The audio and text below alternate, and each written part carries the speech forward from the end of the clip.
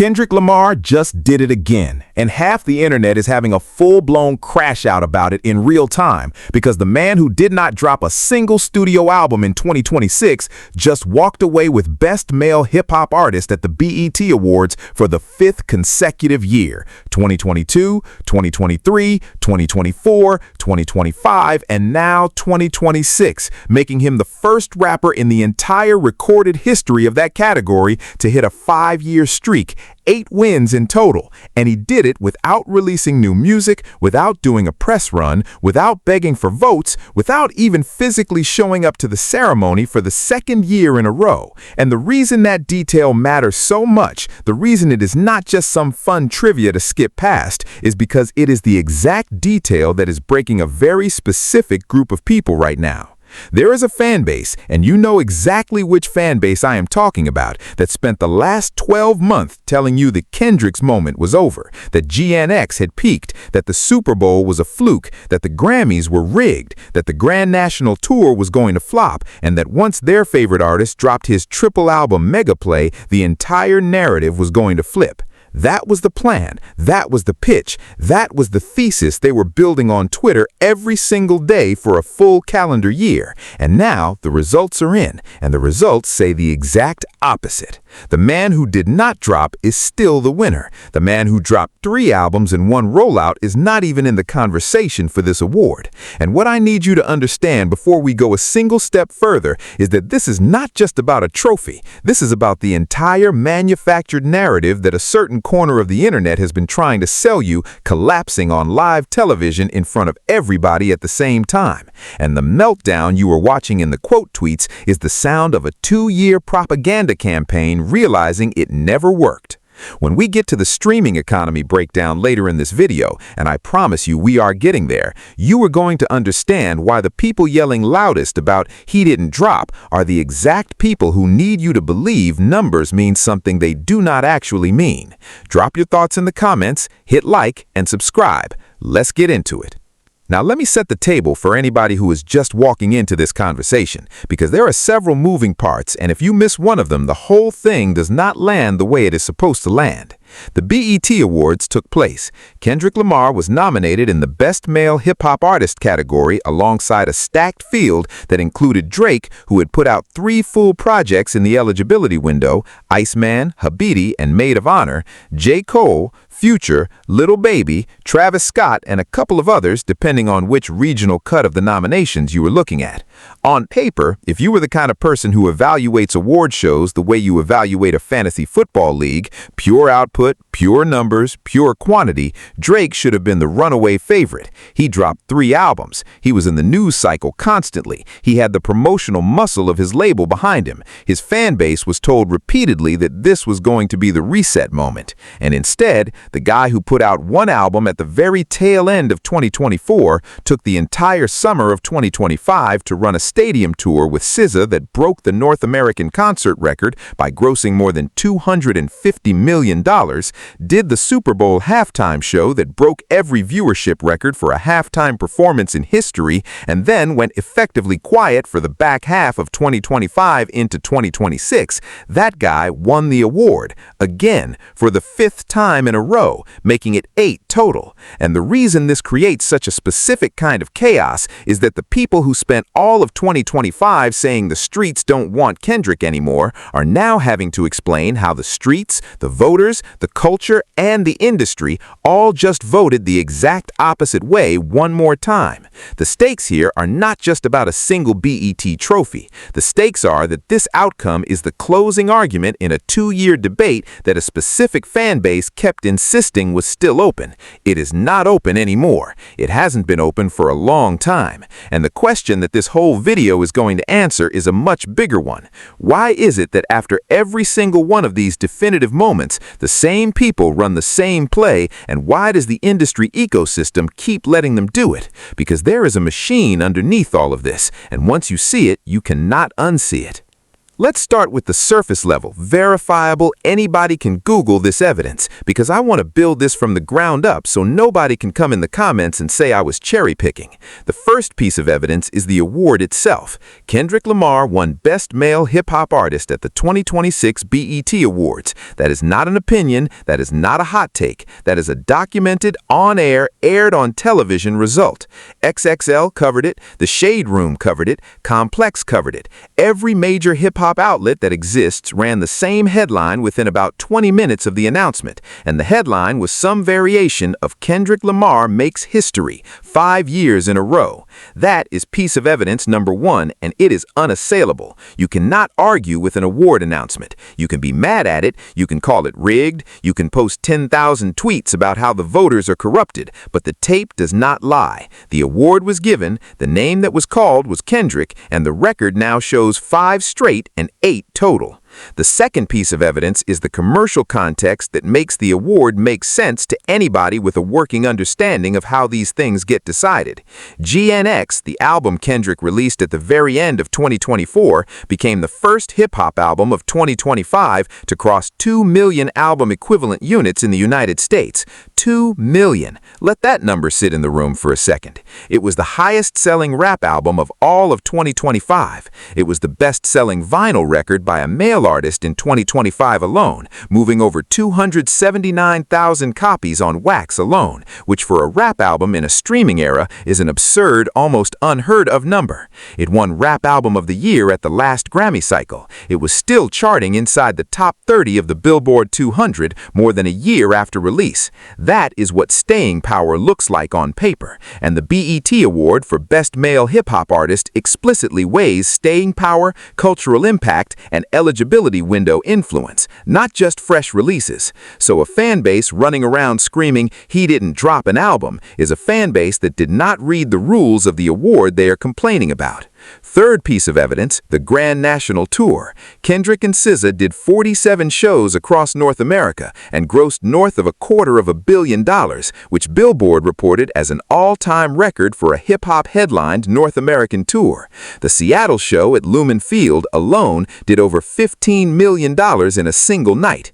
That is not a passive streaming number. That is not something you can game with a playlist placement. That is human beings paying an average ticket price of over $200 to be in a physical room with him.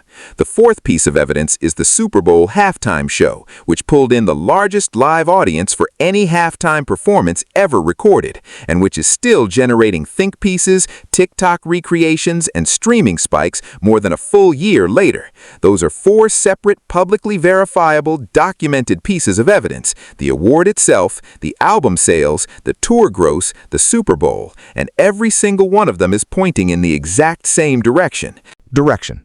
The direction is, the guy is not slowing down, the guy is not losing, and the culture has already made its choice. And what I love about laying it out like this is that none of it is even the interesting part. The interesting part is what happens next. And oh, do I have more for you.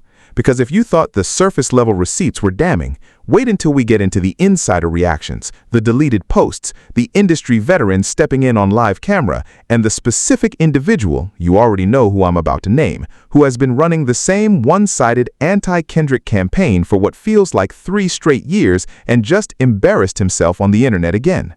The people who spent the last 12 months trying to convince you the tide was turning are about to find out that the tide is not just still going the same direction, it is speeding up. And the fans who have been quote tweeting me for a year telling me I was wrong about this, buckle up, because the next section is not going to be a comfortable watch for you. Let's talk about Isaac Hayes III, because he is not going to stop, so we are not going to mention him either. Isaac Hayes III, son of the legendary Isaac Hayes, has somehow appointed himself the unofficial commissioner of Kendrick Lamar oversight, and every single time Kendrick wins anything, from a Grammy to a BET award to a random regional plaque, this man logs onto his Instagram or his Twitter and immediately posts something designed to undermine it.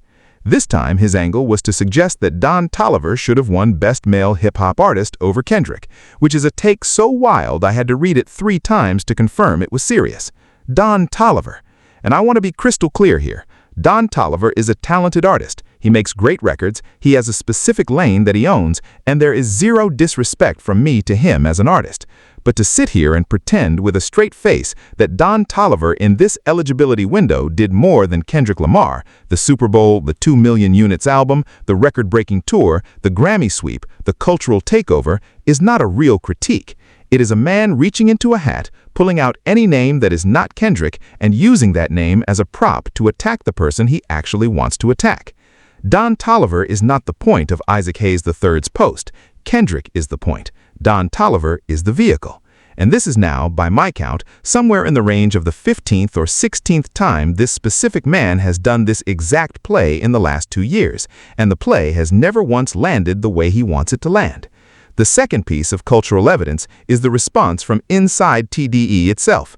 Jacob B., one of the producers and creative voices at Top Dog Entertainment, went on his own social media and laid out a paragraph that I want to summarize because it hit exactly right. He said essentially that during the Grammy cycle, the same fan bases ran a smear campaign hoping Kendrick would have a quiet night, and instead he walked out the most awarded rapper in Grammy history. He said at some point the yapping has to stop because the yapping stops absolutely nothing. He said this whole thing has always been about hard work with the head down, minimal talking, actual musical output, cultural dominance, commercial dominance, and critical acclaim. And that when the next album drops, Kendrick is going to win more and more, and the yapping is not going to change any of it. That is not a random fan account. That is somebody in the actual building. That is somebody who has been in the room. And when the people in the room are saying the same thing the numbers are saying, the argument is functionally over. The third piece of cultural evidence is Punch, the president of TDE, who has now had to publicly respond to Isaac Hayes III multiple times because Hayes will not stop, and Punch's tone has shifted from amused to mildly annoyed to now openly exasperated because he is watching a grown man run the same play over and over and never learn from any of the outcomes. The fourth piece of cultural evidence, and this one I want you to sit with, is the Lupe Fiasco situation, which is currently the second loudest trending hip-hop conversation on the internet right next to the BET result. Lupe Fiasco has been on a months-long, one-sided crusade against Kendrick, in which he has argued that he is a better lyricist, that Kendrick is only a good album artist, that there are 100 rappers without record deals better than Kendrick, and that the culture has overrated the whole situation. And after his most recent Koala T interview, which spiraled into what Reddit correctly labeled a short circuit, Punch had to step in publicly and address it directly. Now I know somebody in the comments is about to say, well, Lupe has a point about lyricism, and that is a fair counter-argument on paper, and I want to acknowledge it, because I am not here to pretend Lupe has never written a bar. Lupe is a great lyricist. That is not the argument. The argument is that in the year 2026, when we are talking about who the biggest, most culturally dominant, most award-winning, most commercially unstoppable male hip-hop artist alive is, Lupe Fiasco choosing to insert himself into that conversation as the corrective voice is the tell. It is the tell that this is not about lyricism, this is about relevance. And the moment you understand that, every single one of these anti-Kendrick campaigns starts to make sense, because they are not attacks on Kendrick, they are relevance grabs from people who need Kendrick's name in their mouth to stay in the news cycle. Which is exactly the pivot I want to make right now, because we have been dancing on the surface long enough, and the real story, the story nobody in the comments sections is actually equipped to have, is not about awards at all. It is about the machine underneath all of this. Because here is where I want everybody watching to take a breath, because we are about to shift gears completely, and I need your full attention for this part. Everything we just walked through, the award, the sales, the tour, the Super Bowl, the insider reactions, the Isaac Hayes clown show, the Lupe Fiasco relevance grab, all of that is the entertainment layer. That is the part that gets clipped, screenshotted, quote tweeted, and turned into TikToks. But underneath the entertainment layer, there is a business layer. And the business layer is where the actual story lives. So let me walk you through 3 interconnected systemic angles that explain why this result was never going to go any other direction, and why the meltdown you're watching online is fundamentally disconnected from how any of this actually works. The first systemic angle is the streaming economy itself. And this is the part that a specific fan base does not want anybody to think too hard about, because thinking too hard about it collapses their entire argument. When Drake released Iceman, Habiti, and Maid of Honor, he generated a massive first-week number, reportedly north of 463,000 album equivalent units for Iceman alone, which is a huge opening. But album equivalent units in 2026 are not the same as albums sold, and album equivalent units generated primarily through streams are not the same as intentional listening. There is a very well-documented phenomenon that industry analysts have been pointing out for the last 3 years, which is that a huge percentage of streaming numbers for certain major label artists comes from what is called passive listening, playlist placements, algorithmic push, background play in retail environments, gym playlists, coffee shop rotations, chill hits, and today's top hits auto-cue plays. That is not a fan choosing to press play. That is a fan being played to.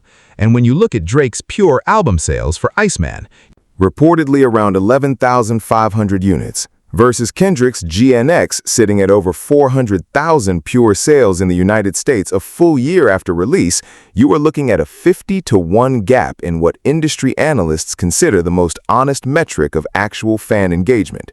That is angle number one, and it is devastating on its own.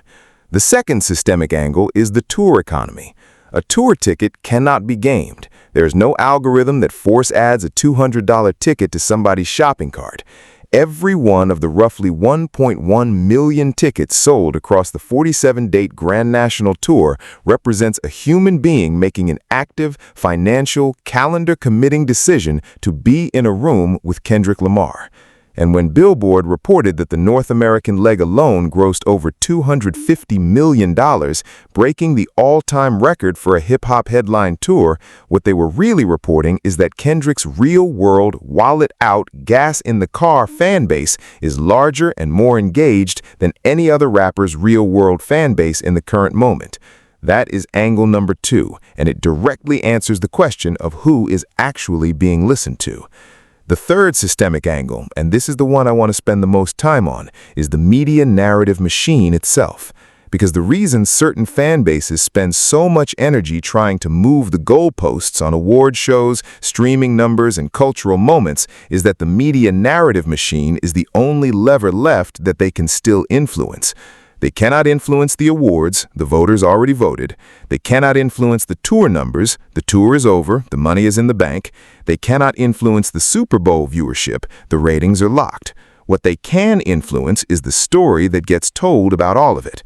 And what you have been watching for the last 2 years is a coordinated attempt to reframe every one of Kendrick's wins as either a fluke, a rigging, a favor, a Grammy darling situation, or now, in the newest and most desperate iteration, an award darling situation, which is a phrase that literally did not exist as a real critical term until somebody invented it 3 weeks ago specifically to attack Kendrick. That is not organic cultural conversation. That is a rebrand campaign in real time. And when you connect all three of those angles, the streaming economy, the tour economy, and the media narrative machine, what you see is a system in which one artist is winning the parts of the business that cannot be faked, and the opposing camp is to try to reshape the parts of the business that can be.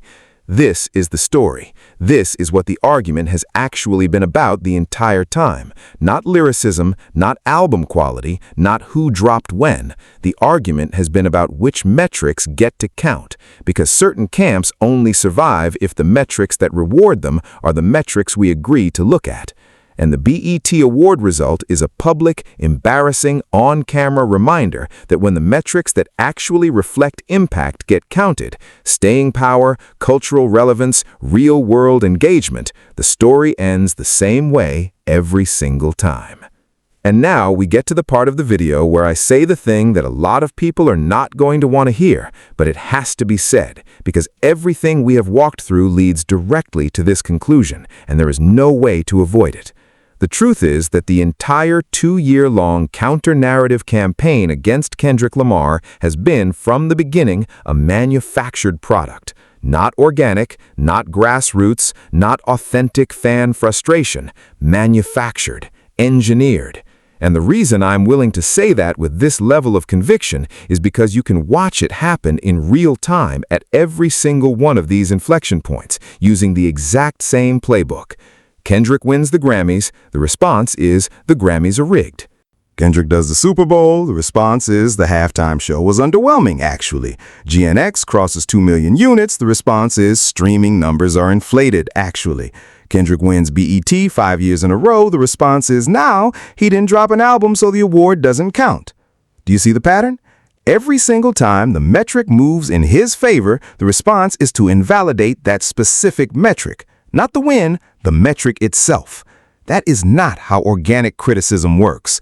Organic criticism attacks the work. Manufactured criticism attacks the measurement. And when you see the measurement getting attacked over and over and over by the same voices on the same platforms in the same rhythm, you are not looking at a fan base. You are looking at a campaign. And I'm going to say this next part very carefully because I want the language to be precise. There is a real and growing conversation reportedly happening in industry rooms about the degree to which certain narratives around certain artists are being amplified through paid social media placements, coordinated commentary networks, and playlist-based streaming manipulation that inflate certain numbers while suppressing organic engagement with others. That is a reported phenomenon. That is not me pulling something out of the air. That is a conversation that industry publications like Music Business Worldwide and Hits Daily Double have been circling for years, and the evidence for it keeps mounting. And when you take that reported industry backdrop and you overlay it on top of the pattern we just walked through, every metric that favors Kendrick getting attacked by the same voices in the same rhythm, the picture that emerges is not a coincidence. It is a system. And Kendrick Lamar is, quite simply, winning against that system by doing the one thing the system cannot fake, which is generating actual, measurable, ticket buying, vinyl purchasing, tour attending, Super Bowl watching, culture shifting fan engagement in the real world. That is why he keeps winning these awards. Not because he's a darling, not because voters are rigged in his favor, but because the pure, unmanipulated signal of actual human engagement keeps pointing in the same direction, and the awards, whether you like the shows or not, are downstream of that signal. The people melting down in your quote tweets right now are not melting down because Kendrick won an award. They are melting down because their entire model of how these things are supposed to work just failed on camera again, and there is no more counter-narrative left to run. They have used every angle. They have tried the Grammy angle. They have tried the streaming numbers angle. They have tried the he didn't drop angle. They have tried the Isaac Hayes proxy angle. Every single lever has been pulled, and the machine still keeps producing the same result. That is the truth bomb. That is the thing nobody in the opposing camp wants to sit with. The campaign is over. It has been over. And the last 2 years have just been the sound of a very loud group of people refusing to accept a result that was decided a long time ago. And so here we are at the part of the video where the story lands the way it was always going to land.